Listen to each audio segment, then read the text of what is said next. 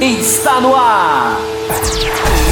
O mais tradicional podcast sobre corridas do Brasil. Os comentários e o debate sobre automobilismo de um jeito que você só ouve aqui.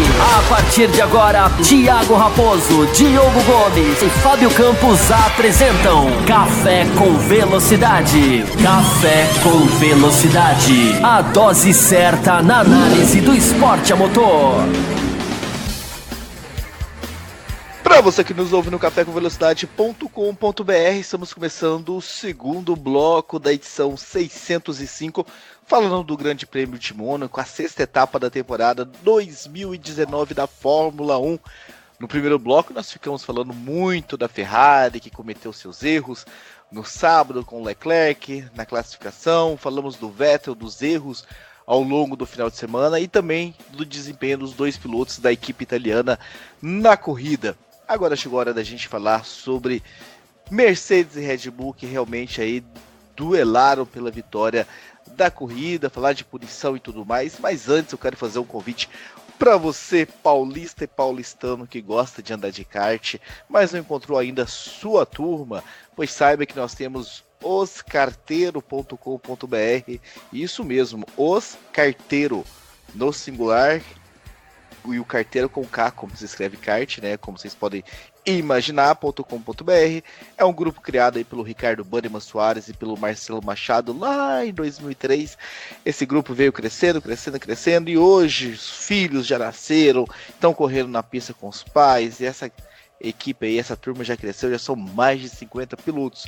Se você quer fazer parte também, entre em contato com eles e participe você também dessas corridas. Fábio Campos, você mandou aí o desafio, o questionamento na última edição, o pessoal respondeu.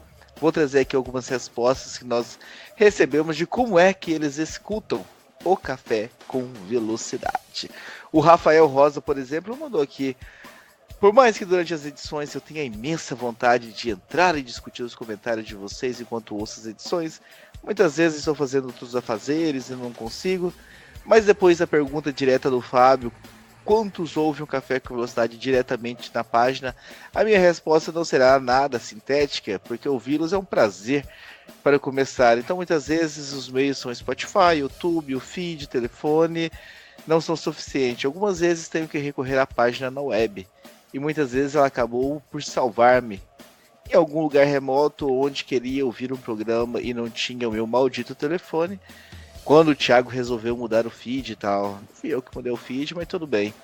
Valeu pela resposta, Rafael. O Matheus Ferreira também respondeu um pequeno comentário sobre como e onde eu vi o podcast em que me levou a escrever sobre a palavra deletar, usada pelo Fábio Campos. Ele está lembrando o e-mail da semana passada, do deletar. E não estava fazendo planilhas no Excel e nem ouvindo na velocidade 2.0, que fique claro.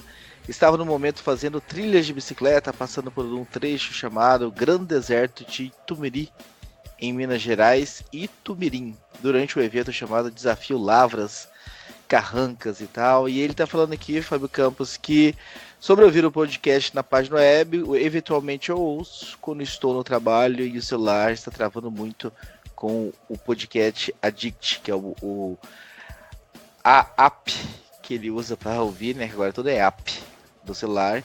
Quando trava muito, ele vai para a página e escuta de direto. Sobre o último programa, também recebemos um e-mail do Lucas Tentro, né? Que ele fala: bom dia, primeiramente gostaria de parabenizar o podcast, sou um novo ouvinte. Comecei a escutar a partir do GP da China de 2019 e não parei mais. Um comentário sobre o episódio do Alonso e de Anápolis de 2019. Concordo com o explanado. Chega de subestimar a Indy pelos europeus. É uma grande categoria que merece o seu respeito. Penso que a McLaren pensou que por conta de estar há anos na Fórmula 1, iria chegar melhor que as outras grandes equipes da Indy. Quanto à expectativa para o final de semana, eu fico mais ansioso pelo GP de Mônaco.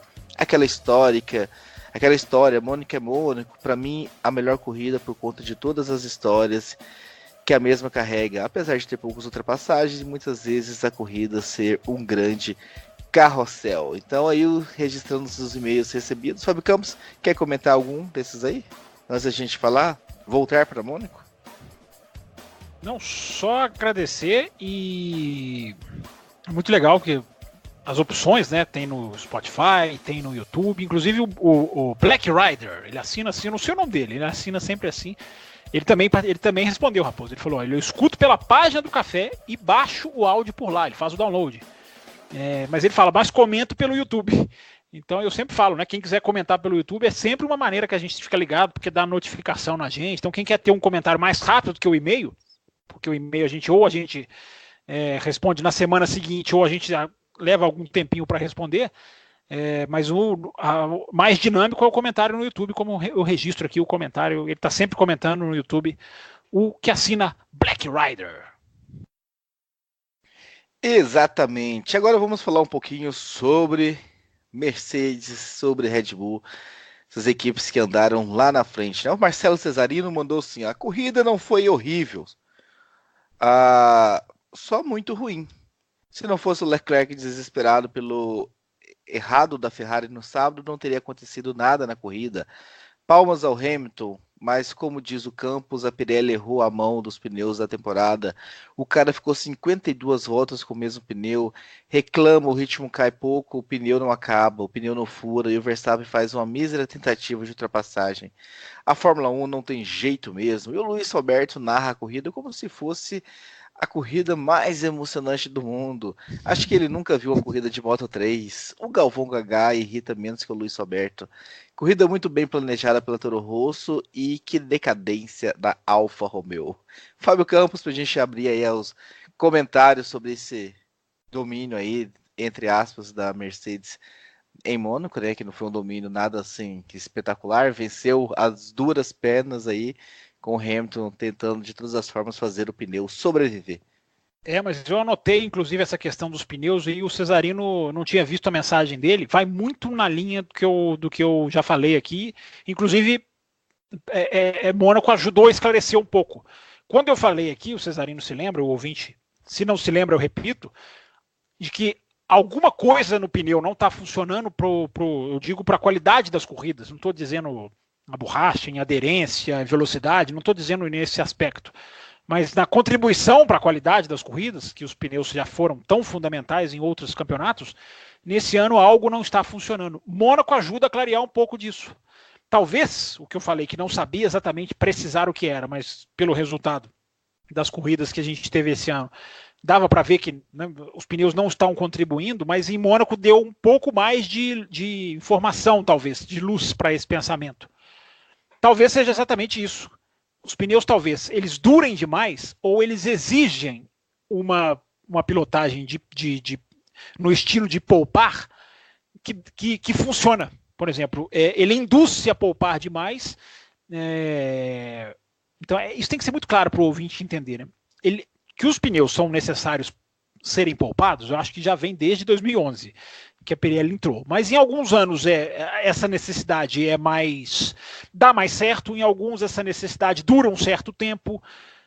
Entende? Neste ano, pelo que eu estou entendendo, repito, isso é tudo uma coisa da minha cabeça, né? Uma coisa assim que eu estou tentando explicar, estou tentando entender, na verdade. Ao que me parece, vendo o Grande Prêmio de Mônaco, é o seguinte: os pneus pedem que se poupe, repito, como em várias outras temporadas. Se você poupar muito, você consegue. Talvez aí esteja o erro. Né? Talvez aí esteja a questão. Eles funcionam se eles forem poupados. Mas eu acho que talvez tenha um fator Mônaco, né? Que não se consegue ultrapassar. Mas é porque as outras corridas... Isso já aconteceu antes. As outras corridas estão um pouco nessa linha também, Raposo. Por isso que eu estou falando. Ainda é um rascunho que eu estou. Não é uma conclusão final. Mas Mônaco talvez dê essa luz de que o cara pega um pneu médio, um amarelo, que era dito pela Pirelli que duraria 50 voltas e anda 67. Então talvez os pneus estejam duráveis demais. Ou talvez os pneus estejam próximos demais uns dos outros. Talvez 2019 a gente não esteja vendo o vermelho, o amarelo e o branco tão diferentes, independente se é o C5, C3, C4, C2, eles não estão tendo uma performance tão grande entre um e outro. Talvez em algumas pistas sim, um é mais obrigatório do que o outro, claro. Mas eu saio de Mônaco para deixar vocês, talvez, se quiserem complementar sobre esse assunto, com essa ideia. Claro, Mônaco é Mônaco, mas não foi tão diferente das outras corridas, porque eu acho que esse excesso de poupar não está dando certo como deu em outros anos. Repito, é um rascunho que a gente ainda está tirando algumas conclusões, mas que algo não está funcionando, para mim é muito claro. Diogo Gomes, quer falar sobre o assunto? Diogo Gomes, ó, Diogo Varela. A mania de chamar o Diogo. Diogo Varela. Os Diogos estão sempre presentes. Eu tô sonhando por isso. Eu acho que nós já vimos isso antes. Assim. Eu não vou jogar toda a culpa na Pirelli, porque já tivemos fornecedores melhores, mas tínhamos categorias que funcionavam diferente. Na época da Bridgestone, por exemplo, a gente tinha o reabastecimento. Então nós tínhamos uma categoria mais stint, né? O piloto ele saía a cada trecho de reabastecimento, ele saía num ritmo quase que de classificação. Mas eu já li relatos da qualidade do pneu Bridgestone, tudo volta após volta e tudo. A Michelin chegou muito junto também na época, teve aquele entreveiro deles no último título do Schumacher, que o Montoya estava disputando. Mas assim, Mônaco é Mônaco, o Campos já falou isso aí, nós já vimos isso antes, nós vimos o Senna com um pneu muito ruim, um carro que estava inferior e ficou ali cozinhando o Nigel Mansell por voltas e voltas em 1992 e às vezes não tem como passar, não tem. Se você tem um piloto que tem alguma qualidade técnica ou os dois e ele sabe onde colocar o carro em Mônaco, o outro não vai conseguir passar. Você veja que o Verstappen tentou, muito bem tentado, por sinal, e o Helmut Marko veio recentemente chorar as pitangas e tudo. Eu não vi nada. Eu vi um piloto tentando ultrapassar o outro, não conseguiu. O piloto que ainda estava na frente não foi ultrapassado, cortou uma chicane para não ter um acidente, ou seja, ele não ultrapassou, ele não reganhou uma posição fazendo isso, ele continuou onde ele estava e a corrida assim seguiu. Não vi nenhum dos dois pilotos reclamando disso, vi um chefe de uma das equipes reclamando. Mas acredito sim que a diferença poderia ser maior, lembrando que esta diferença já foi maior e as pessoas reclamaram. Da própria Pirelli, reclamaram que a diferença era grande demais, que o pneu mais macio só aguentava 6 a 8 voltas e o outro ia a 20. Então, agradar gregos e troianos é uma linha tênue, né, aí na brincadeira. Talvez eles tenham exagerado demais no passado, talvez tenham exagerado para o outro lado agora, não sei. Para medir em Mônaco fica um pouco complicado. Talvez num circuito que tenha mais ultrapassagens, como o Baku, isso fique mais evidente com aquela longa reta, alguém que venha colado e tudo consiga ultrapassar. Mas em Mônaco fica difícil jogar toda a culpa assim em cima da Pirelli. Nós vimos tentativas de ultrapassagem, nós vimos ultrapassagens em Mônaco. Vimos até acidentes, né? Não comentamos. Mas a questão, Diogo, não é culpar a Pirelli pela falta de ultrapassagem. A questão é que o Hamilton fez 67 voltas com um pneu que deveria durar 50.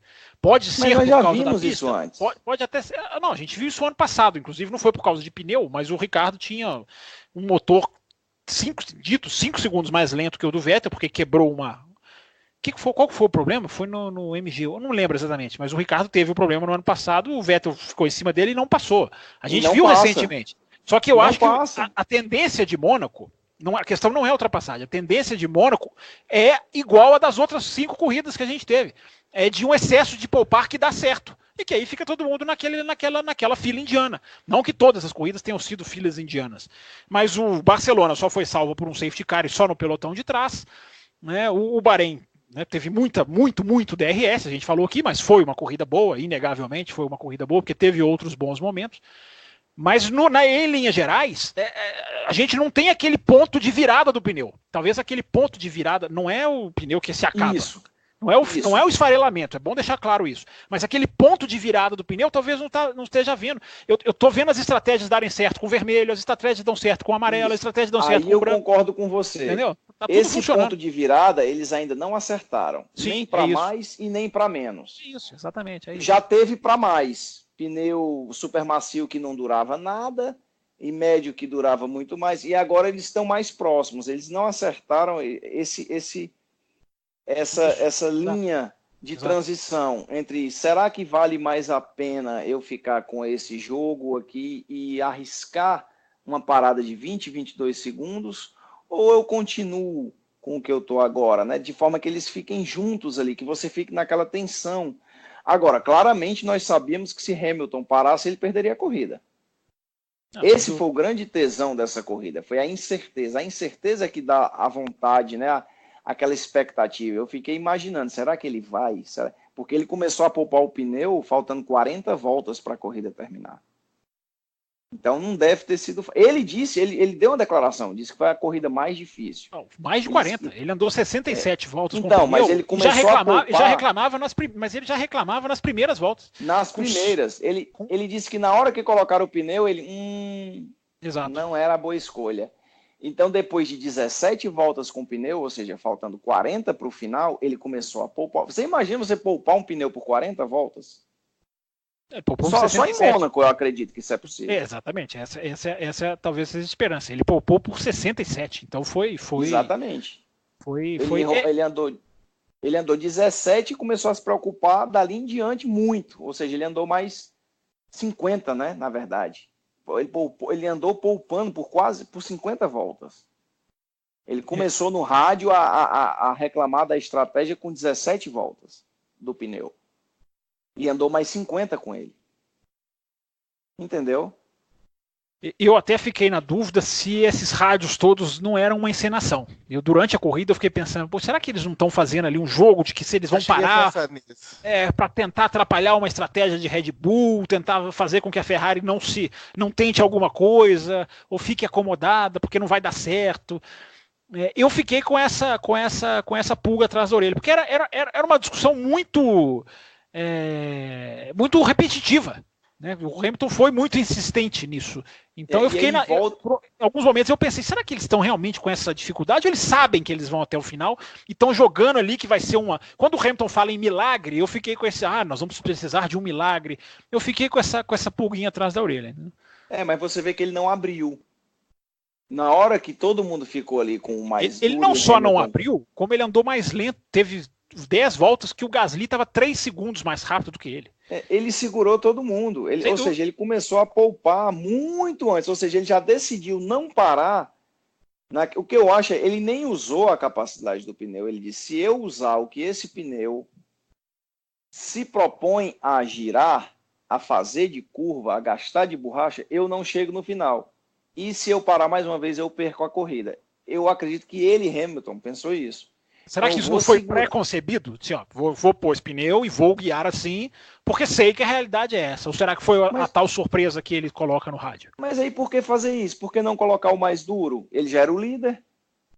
Eu digo em achar que o médio ia até o fim e jogar para o mundo que era uma escolha errada. Entendeu? Mas o pneu chegou destruído. Você viu a foto? As imagens...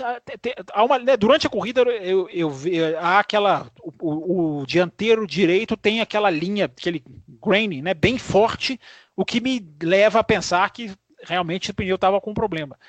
Mas eu não sei se foi aquilo tudo que eles venderam. O Raposo, não sei, também falou aí, parece que teve essa sensação. Né?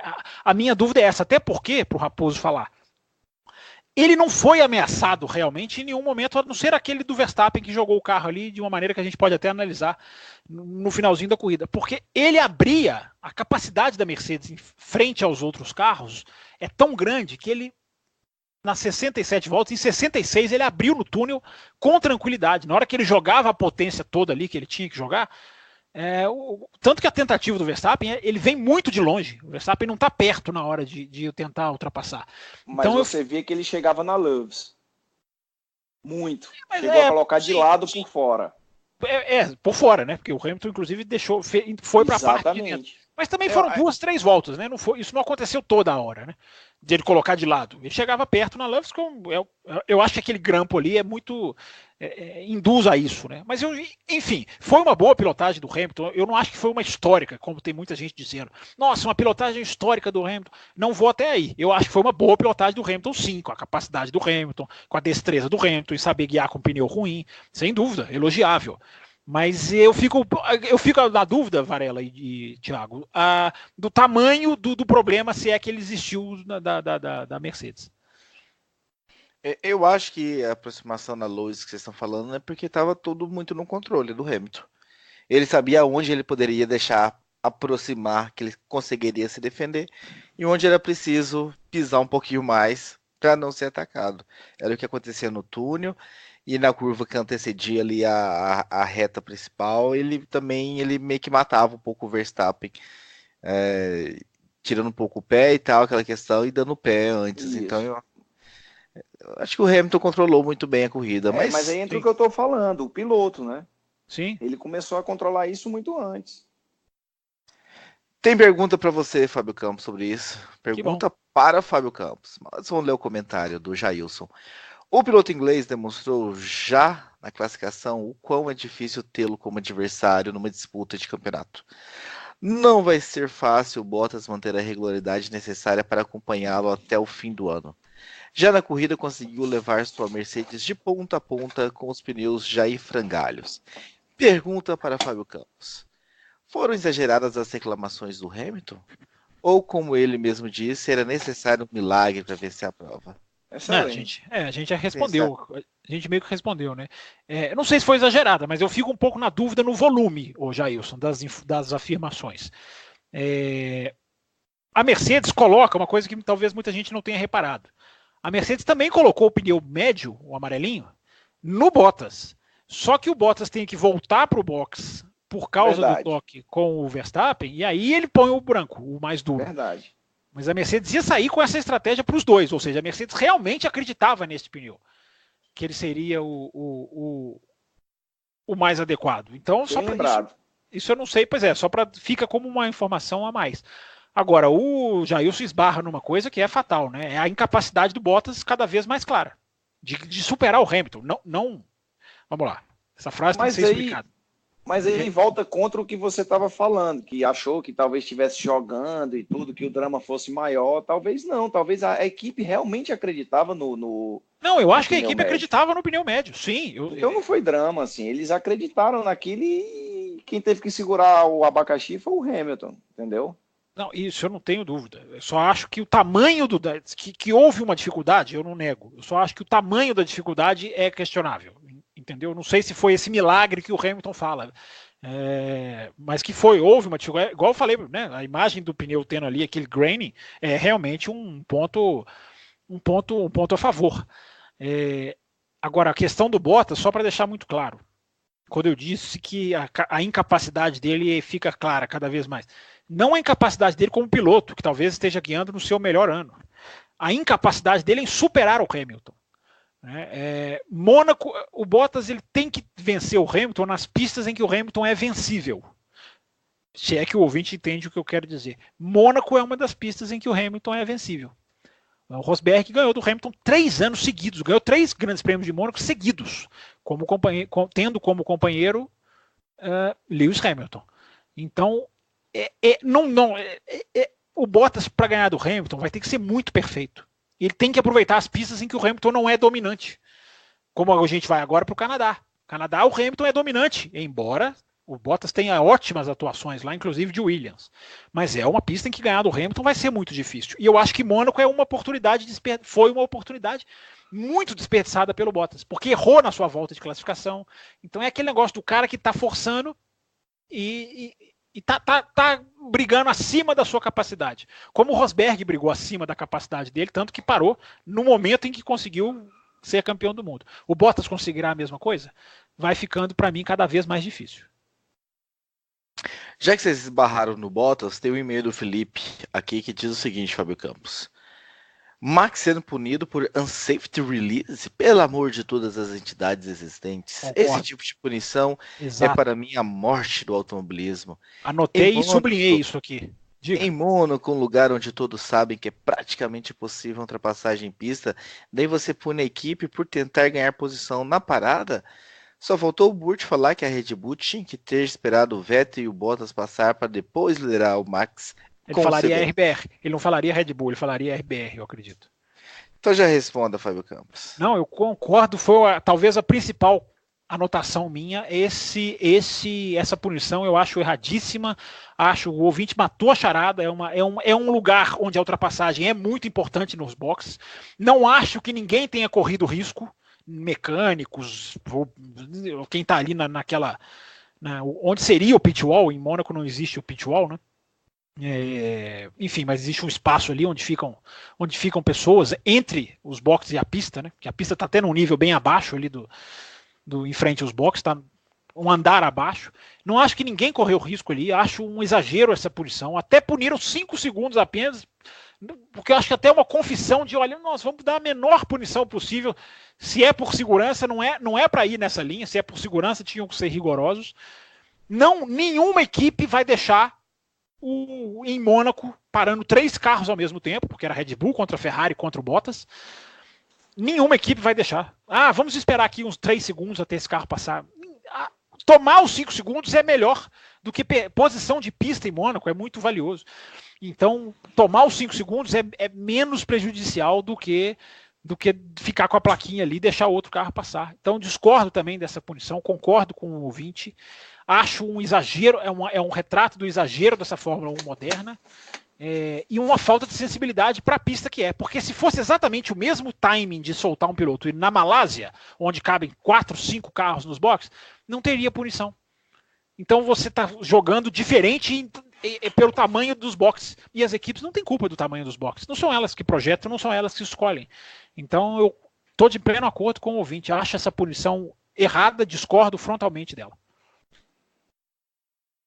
Eu não sei, porque eu acho que manteve aí, tem que manter um padrão. Nós já vimos vários pilotos sendo punidos pelo mesmo safety release.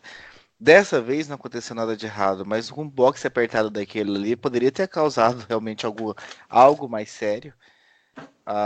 E pelo menos manteve. Mas então você tem que regrar isso, Raposo. Você tem que proibir de alguma maneira todo mundo entrar no box, porque todo mundo no box você vai colocar quem está perto em risco. E ali não houve nenhuma, nossa, a roda não saiu, nossa, o Verstappen passou em cima da mangueira, nossa, o mecânico da Ferrari teve que sair correndo, o mecânico da Racing Point teve que sair correndo.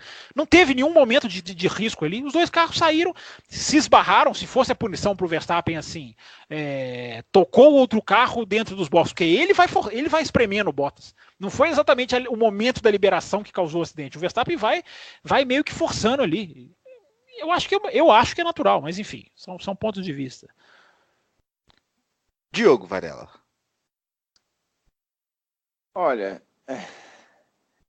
eu vou concordar com o Raposo. Eu acho assim que 2 pesos, 2 medidas. Tudo bem que a categoria não tem como, mas os boxes ali são estreitos, então tem que ter algum cuidado, né? Assim, não dá para comparar com um local onde o box seja maior e tudo. Então, se é menor, tanto que, se eu não me engano, a velocidade dos pits de Mônaco é diferente dos outros. Do speed limit é diferente dos outros, ou pelo menos é diferente dos outros grandes prêmios. Agora tem um lado torcedor. Pelo lado torcedor, eu adorei. Eu gostei de ver eles disputando uma posição ali que talvez não fosse ganha na pista, que se o Bottas estivesse na frente não ia fazer nada, a Mercedes ia mandar um bring the boys back home, talvez, ia ficar naquilo mesmo, e aquela emoção que nós tivemos no final, o Hamilton tendo que forçar e tudo, foi causada por aquilo ali. Então, assim, vendo pelo lado dos comissários, eu não acho que eles erraram, né? Tem a função, o cara lá, o Lollipop Guy lá, o camarada do pirulito, a função dele é ver se vem alguém e liberar ou não o piloto. Ele decidiu liberar e tentar ganhar a posição, e de fato ganhou. O Verstappen teve que empurrar o Bottas ali e ganhou. Então, assim, se é uma pista que tem uma área maior, um pit lane maior e permite que você faça certos movimentos, talvez você tenha que usar uma medida diferente para punir. Eu não acho que eles foram errados na punição, né? Mas ao mesmo tempo eu gostei do camarada ter liberado e ter tido aquele momento ali de aumento da tensão da corrida, aquela pimenta no final da corrida. Então, eu estou em cima do muro. Estou dos 2 lados da... Ainda bem que você chegou a essa conclusão, porque eu já ia falar que eu não estava entendendo nada. Mas não, a minha moeda está em pé, caiu em pé. Eu soltei, ela caiu em pé ali, entendeu? Eu estou dividido entre quem avalia... É porque são 2 visões diferentes. Aqui nós somos espectadores, fãs, comentaristas, E eu estou tentando ver pelo lado do organizador, do comissário, do cara que quer ordenar a coisa, entendeu? Então, eu não posso dizer que ele está totalmente errado, considerando as características de Mônaco, um pit lane estreito, um speed limit diferente, né? Um negócio meio assim mais, né? Um circuito mais aconchegante, né? Digamos assim, mais apertado. Mas como espectador eu gostei. Então, mas saiba que se você está defendendo a punição, você está indicando que na próxima vez ela se repita. E se esse tipo de coisa se repetir, você como espectador, estou falando com os dois Varelas, o espectador e o comissário, na medida do que você sublinha o que o comissário fez certo, você acha que se acontecer de novo, a equipe tem que segurar o cara. E se a equipe segura o cara, perde a corrida. Porque, eu repito, uma coisa é um movimento que põe muita gente em risco. Outra coisa são dois carros que saem, se tocam ali, dão um raspão no outro e a vida seguiu. Eu acho que o ouvinte matou quando ele disse que... A vida seguiu entre aspas, né? O Bottas teve que voltar aos pits. Mas aí, pois é, você tem razão. Você tem razão. Mas aí eu acho o seguinte, a punição não é um unsafe release, já que a gente está repetidamente usando a expressão em inglês. Aí, se eles tivessem punido o Verstappen por, como é que fala? Collision inside the pit lane, era diferente. Porque aí você ensinaria entre aspas, né, pro Verstappen, olha, Verstappen, você saiu, se você for espremendo, talvez se você não fosse espremendo, você poderia chegar lá na frente, se bem que esse box, inclusive, ele é curvo, né, ele é muito, eu não sei como seria se eles ficassem lado a lado, porque ele não é toda uma linha retinha. Aí seria uma outra coisa. Unsafe release, você está dizendo que a equipe liberou ele na hora errada. Não acho que liberou ele na hora errada. Acho que liberou ele no momento para ganhar a posição e eles se tocam. Quem não viu, reveja. Eles saem dos pits e o Verstappen vai lentamente espremendo o Bottas. Então, para mim, são duas coisas diferentes. O unsafe release passa para todo mundo que a equipe não deveria tê-lo liberado. E eu acho que a equipe vai sempre liberar nessa ocasião, principalmente em Mônaco, que é uma corrida que ninguém ultrapassa, que é super difícil pelas questões que a gente já falou aqui 1000 vezes, e que a parada no box é um momento interessante da corrida. É um momento em que está todo mundo atento, inclusive tem uma arquibancada ali que vê tudo aquilo, a principal arquibancada de Mônaco. Você vê ali os pits inteiros, ou seja, o público está em frente a ele, é uma atração, um bom momento que pode salvar um grande prêmio de Mônaco, uma parada nos boxes. Então eu acho que coibir teria que ser por uma coisa muito grave. Eu não acho que foi grave, mas repito, são questões de pontos de vista. Pois vamos esticar um pouco aqui. E se eles dois batem ali e giram um para um lado e outro para o outro? Mas se a gente ficar no IC, Varela, a gente não larga numa corrida de Fórmula 1. Porque e se os carros batem e o cara voa, se o cara bate na chicane na saída do túnel, o carro voa na água. Já aconteceu com o Alberto Ascari, já caiu na água. Já caiu dentro da água, exatamente. Mas a função não é a função nossa, entenda, não é a função minha, sua, do espectador, é a função do comissário lá, né? Aí ele olha lá e diz, não, isso não é possível. E se esses caras batem aqui e tudo e tal? Aí ele dá aquela segurada no ímpeto da coisa, né? Do Lollipop Guy lá. Mas, enfim, eu entendo o lado o que eu quero dizer é o seguinte, eu entendo o lado do comissário, certo? Eu não colocaria, não jogaria aos cães. Mas você adorou a emoção do momento. Não é adorei a emoção, exatamente. Eu adorei a emoção do momento. Eu gostei, mas o Bottas foi prejudicado. Bateu ali, voou pedaço de carro ali, depois disseram que não, que o pedaço já estava lá. Mas o Bottas teve que voltar e tudo, fez uma nova troca. Como já lembrado. Você tem razão. A minha questão, Varela, é mais até do que de Mônaco, que eu repito, se punisse o Verstappen por espremer o Bottas, eu não reclamaria. A minha questão é que este unsafe release virou uma medida que muitas vezes é exagerada, em muitas outras corridas é exagerada. Já aconteceu até em Malásia, China, que tem saídas de box quilométricas, e aí o cara raspa o pneuzinho, unsafe release. Tudo agora vira unsafe release. Então, isso é aí que eu acho que o ouvinte foi bem na colocação dele. É um retrato um pouco de um excesso que tem dentro dos boxes. É claro, um pneu sair igual, acertou uma câmera nas costas uma vez, um carro sair totalmente desgovernado, arrancar a mangueira, como aconteceu com a Ferrari, tudo bem. Aí você pode punir uma imprudência mais grave. Agora, simplesmente levantar a plaquinha e os dois carros ficarem lado a lado, Eu concordo com o Vinte. Eu acho que tem muitas vezes, pode até não ter sido em Mônaco, mas em muitas vezes tem sido mal usado e desculpa para a punição, que não muda nada, sendo que ninguém foi colocado em risco. Mas e se? O se ele vai estar sempre presente, o se vai ser sempre para o mal. Né? Se não tiver o Halo, se batesse, se o fogo tivesse pegado, o se vai ser sempre para o mal. Mas quando não há um risco, eu acho, para as pessoas envolvidas, eu acho que tem que ser ponderado de uma maneira diferente. Pergunta sobre o Verstappen aqui, eu acho que muito interessante essa pergunta do Diego Santos, Fábio Campos. Bom dia, amigos do Café com Velocidade. Bom dia, boa tarde, boa noite, Diego. Faz tempo que não mando e-mail porque sempre esqueço. Mas vamos lá. Porra, Diego. Puxão de orelha em vocês. Ele manda o e-mail, a gente puxa a orelha dele, que absurdo, não vai mandar nunca mais. GP de Mônaco. Eu, como fã e torcedor da Red Bull, tenho que perguntar.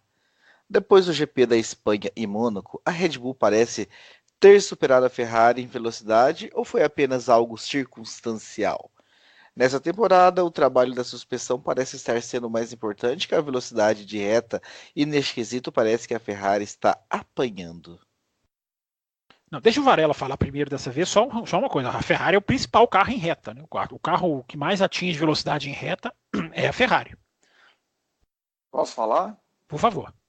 Eu não sei de onde a Ferrari tirou que um circuito, ou seja, uma pista onde você fecha, né, um circuito, você se larga e volta no mesmo local, a velocidade em reta na atual circunstância ia ser a coisa mais importante. Eu não entendi esse conceito ainda deles. Vindo que a gente viu um Vettel de RBR, a gente pode falar Red Bull, né?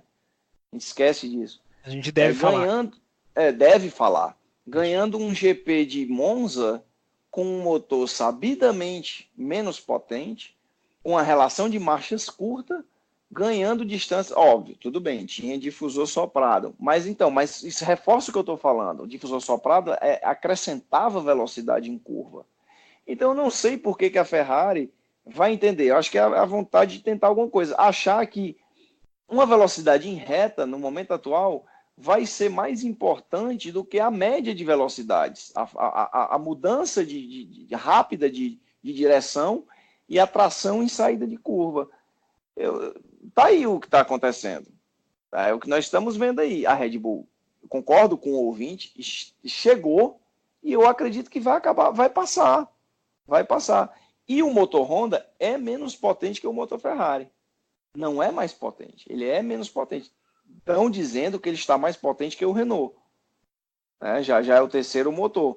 Mas é menos potente que o Ferrari, que parece ser o mais potente Ninguém sabe, né, essas coisas, mas se preconiza que eles tinham um motor muito potente e não puderam usar por causa de superaquecimento e tal e tal. Então eles deram um tiro no pé. Porque se eles projetam um carro para andar em reta, carregando num motor que eles têm e um motor que teve que andar em modo de segurança, não rendeu o que podia, foi um tiro no pé.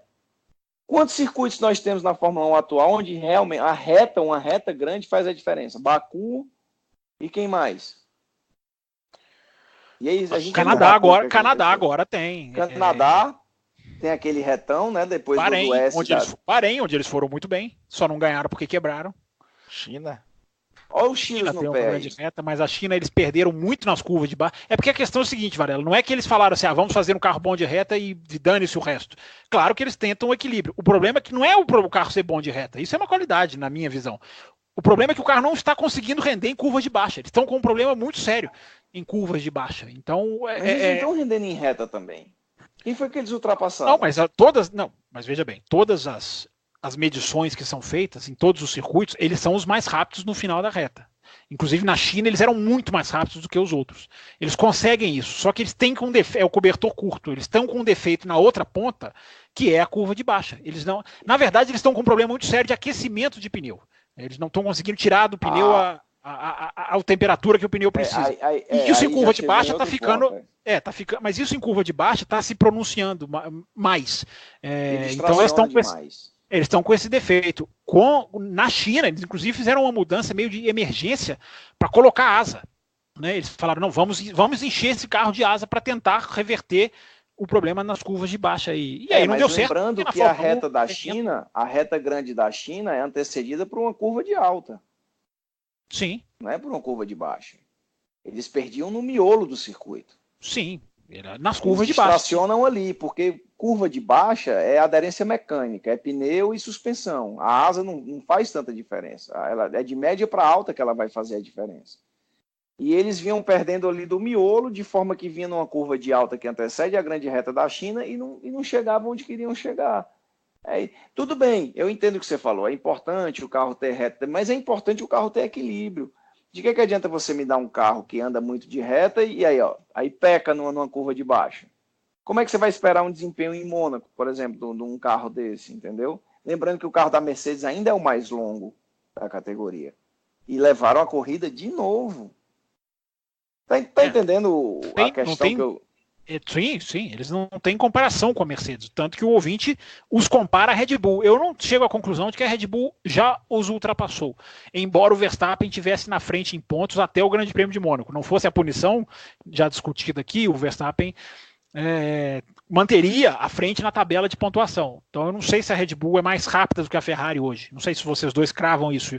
Eu não cravo, mas às vezes vocês dois têm essa circuito, vai depender da pista. Eu não cravo também não. Eu acho que nos outros circuitos foi mais atrapalhada da Ferrari e o Verstappen monetizando muito bem em cima disso do que desempenho mesmo. Eu gostei muito do monetizando. Ganha dinheiro. Gostei muito do monetizando. Mas é isso, eu acho que a disputa é mais Ferrari e Red Bull. Eu estava revendo o Grande Prêmio da Espanha, Raposo e Varela. E vocês sabem que eu gosto de rever as corridas, é uma obrigação que eu me coloco. E é impressionante. No Grande Prêmio da Espanha, com 33 voltas, a corrida tinha 66. Ou seja, exatamente na metade da corrida, a Mercedes já tinha um pit stop de vantagem sobre a Ferrari. Ela já podia parar a hora que ela quisesse e voltar à frente da Ferrari, na metade da corrida. Então, o tamanho do degrau é muito grande. É muito grande. Por isso que a gente fala que o campeonato já acabou. Né? Pelo menos o de construtores, enfim. Vai ser decidido entre as Mercedes, porque a diferença é muito grande. E vem aí o Canadá, né? Que é uma pista, embora a Ferrari tenha vencido no ano passado, é uma pista em que a Mercedes normalmente consegue render. Então, fica aí um pessimismo para quem quer ver um vencedor diferente. Mas a questão original do ouvinte era, você tem razão, não era Mercedes. Vamos colocar a Mercedes à parte. Era Red Bull contra... e Ferrari. Sim, sim. Vamos fazer um exercício. No Canadá, quem que você acha que vai levar a melhor das duas? Entre Red Bull e Ferrari? Isso. Olha, tem o Canadá é o exemplo perfeito para essas duas coisas que a gente falou. Curva de baixa e velocidade em reta. Ou seja, ele vai juntar o defeito e a qualidade da Ferrari, porque tem reta longa, exige velocidade final, mas a alma dele são curvas de baixa. Então, eu realmente é difícil dizer. É muito difícil dizer. Como a Red Bull até tem um histórico de vitórias lá também com o Ricardo, enfim. Eu não sei dizer, realmente. Prever futuro eu não sei, eu sou muito ruim nisso. Mas esse detalhe técnico, né? Vai pegar os dois extremos que nós acabamos de discutir da Ferrari na mesma pista. Aí, agora que fiquei mais ansioso pela corrida. Nosso objetivo aqui é esse. Deixar você, né?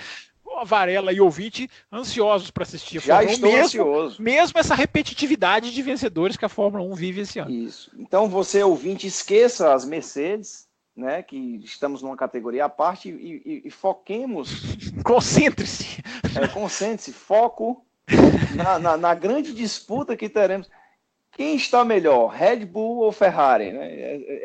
Esse é um bom exercício. Eu diria, inclusive, quem está melhor, Verstappen ou Ferrari? Porque o Gasly, apesar de ter andado bem em Mônaco, ele não é páreo para as Ferrari. Ainda não. Só registrando uma pergunta, a última pergunta sobre esse assunto, Fábio Campos, do nosso querido Pimenta. Ele fala um pouquinho, a Red Bull foi conservadora demais ou foi o Max? Se o Max não iria atacar o Hamilton, não devia aumentar a distância para não prejudicar tanto os pneus? Como o Vettel fez, e poupar para um ataque mais eficaz? E digo mais, eu sei que vai contra totalmente contra o que a gente espera do automobilismo, mas se o Verstappen percebeu que não conseguiria passar o Hamilton, não seria mais inteligente ele fazer o que o Hamilton de repente fez lá em Abu Dhabi, naquela decisão com o Nico Rosberg, segurar um pouco a galera de trás, para no finalzinho abrir deles propositalmente e não cair tanto de posições na hora que a punição dos 5 segundos fosse aplicada? Fábio Campos. Tô pensando aqui. Não sei se teria essa facilidade de segurar o pelotão, depois buscar o Hamilton. Se com 10 voltas, sei lá, ele dá uma tirada ali, deixa o Hamilton abrir 6, 7, que seja.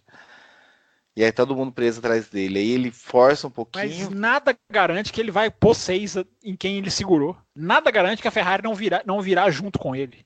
Eu acho que isso a Ferrari, esse raciocínio é para um carro muito superior.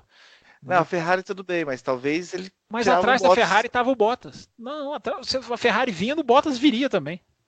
Eu acho que esse raciocínio não aplica a Red Bull, porque ela não tem essa garantia de que não, eu vou segurar aqui, na hora que eu enfiar o pé eu vou deixar o cara para trás, aí eu alcanço o Hamilton.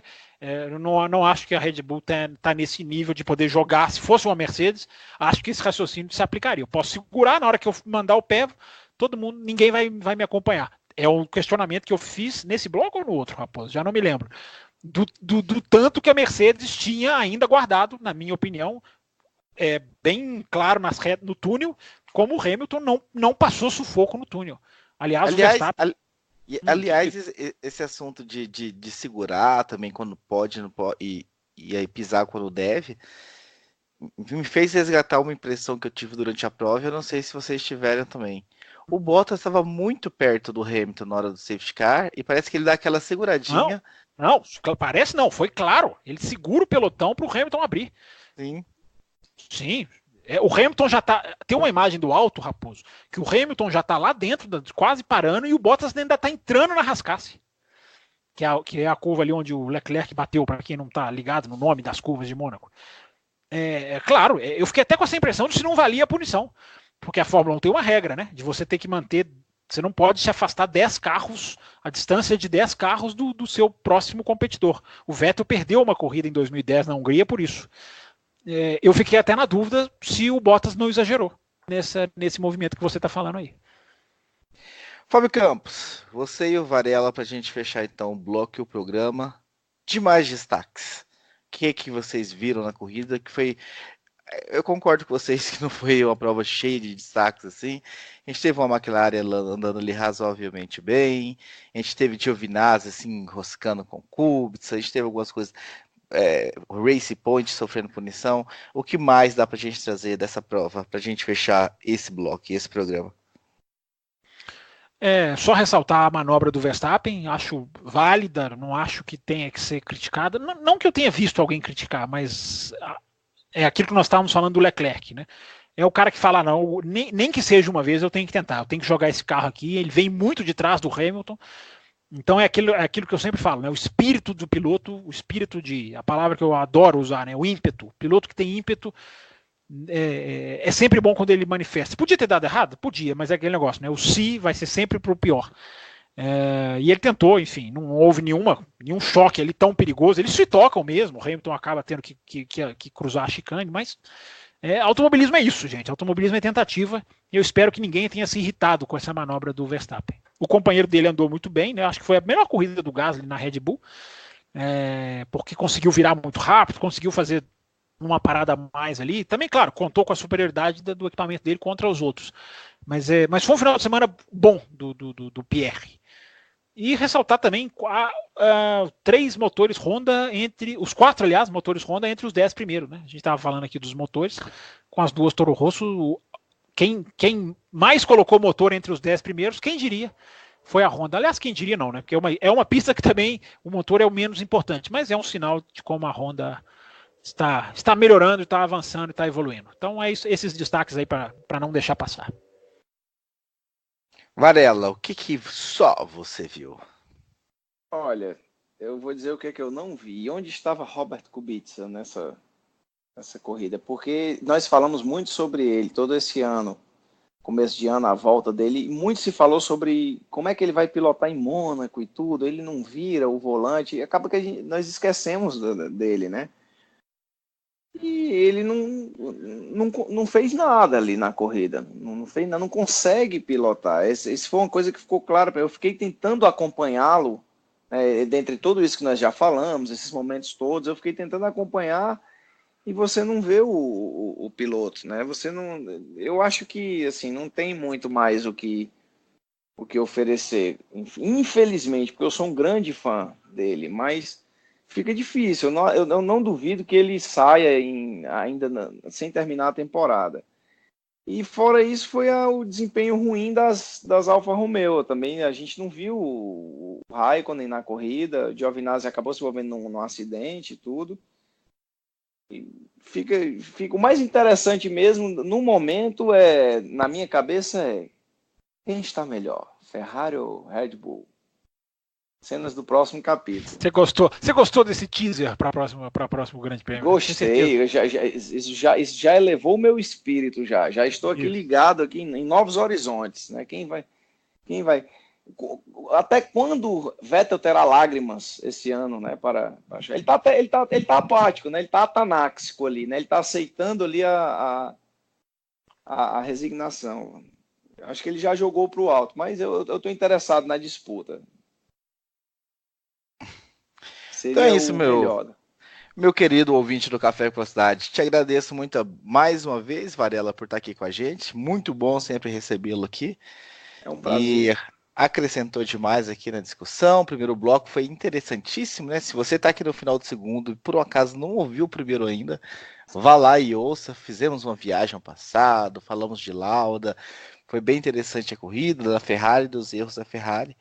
Então convido você a ir lá e ouvir também. Então, Varela, passando para você aí finalizar então, se despedindo, se é que restou alguma coisa para você falar, e te agradeço mais uma vez pela tua disponibilidade. Só mandar um abraço para todos os ouvintes aí, é um prazer participar com vocês, é um prazer participar dos grupos que a gente tem no WhatsApp, discutir, aprender, errar, acertar, ouvir de novo, ir atrás, entendeu? Reassistir. Para quem gosta do esporte, é um tremendo prazer. Como diria o outro, é inenarrável. Então, só agradeço o convite e me coloco à disposição, sempre que possível, para estar participando aqui com vocês e tentando acrescentar. Nem sempre conseguirei, mas quando o fizer, me sentirei satisfeito. Um abraço a todos aí, então.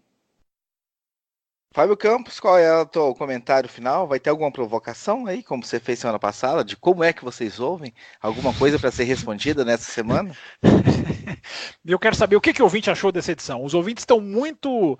Os mais feedbackeiros, olha que palavra, que inglês com português horroroso, né? Mas belo verbo. Os nossos ouvintes mais feedbackeiros andam muito calados. Então está na hora dele colocar estrelinhas nessa edição. 5, 4, 3, 2 ou 1 ou 0.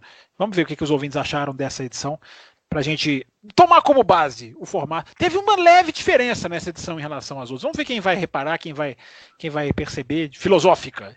E aí fica essa provocação para nós, Raposo. Deve ter um café expresso durante a semana para falar das 500 milhas de Indianápolis. Para o ouvinte que quiser e se manifestar nesta maneira, será atendido o seu pedido, ok?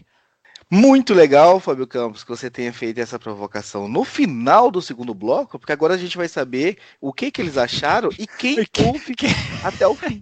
Quem veio até aqui, exatamente. Então são duas provocações em uma.